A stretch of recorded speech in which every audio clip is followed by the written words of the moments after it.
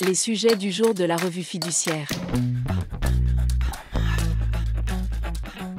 Premier sujet de notre JT.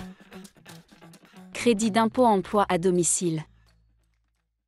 Les particuliers qui emploient un salarié à domicile peuvent, sous certaines conditions, profiter d'un crédit d'impôt de 50% des dépenses éligibles engagées. Les services tels notamment les prestations de soutien scolaire doivent être rendus au domicile du contribuable, qu'il s'agisse de sa résidence principale ou secondaire. Dès lors, les cours de soutien scolaire dispensés au sein d'un établissement recevant du public n'ouvrent pas droit au crédit d'impôt. Deuxième sujet de notre JT. Des patrons de TPE confiants. La confiance des dirigeants de TPE est au plus haut depuis 16 ans.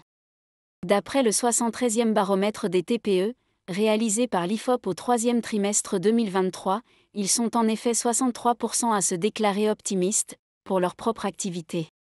Soit plus 15 points en 6 mois.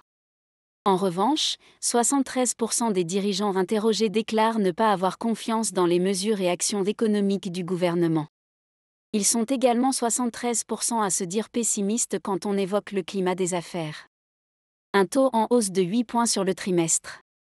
Côté finance, plus de 7 patrons de TPE sur 10 affirment ne pas rencontrer de difficultés particulières.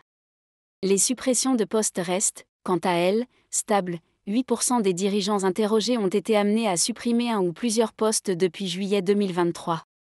En parallèle, ils sont 12% à avoir embauché un ou plusieurs collaborateurs depuis le 1er juillet 2023 ou à envisager de le faire avant le 30 septembre.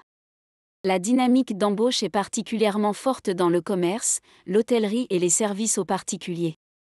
En termes de stratégie, 64% des patrons de TPE pensent diriger leurs efforts vers la transition écologique, 55% vers la transition numérique et la digitalisation des activités, 54% vers la formation des collaborateurs. À savoir, 7% des TPE ont renoncé à réaliser un emprunt ces derniers mois en raison des taux d'intérêt. Troisième sujet de notre JT. Majoration des heures supplémentaires. Les heures de travail effectuées au-delà de la durée légale de 35 heures hebdomadaires, ou de la durée considérée comme équivalente, ouvrent en principe droit à une majoration de salaire. Un accord collectif peut fixer le taux de cette majoration en respectant un minimum de 10%. À défaut d'accord, ce taux s'élève à 25% pour les 8 premières heures supplémentaires et à 50% pour les suivantes. À quel taux appliquer cette majoration ? La base de calcul de la majoration pour heures supplémentaires est constituée par le salaire horaire de base effectif réel et les avantages en nature. Plus précisément, le calcul du taux horaire de base prend en compte les primes constituant un élément de salaire qui sont la contrepartie directe du travail fourni par le salarié. À noter que pour l'administration, il faut intégrer les primes inhérentes à la nature du travail, comme une prime de froid ou une prime individuelle de rendement. La Cour de cassation vient de rappeler que les éléments de rémunération, dont les modalités de fixation permettent leur rattachement direct à l'activité personnelle du salarié, sont à intégrer dans la base de calcul des majorations pour heures supplémentaires.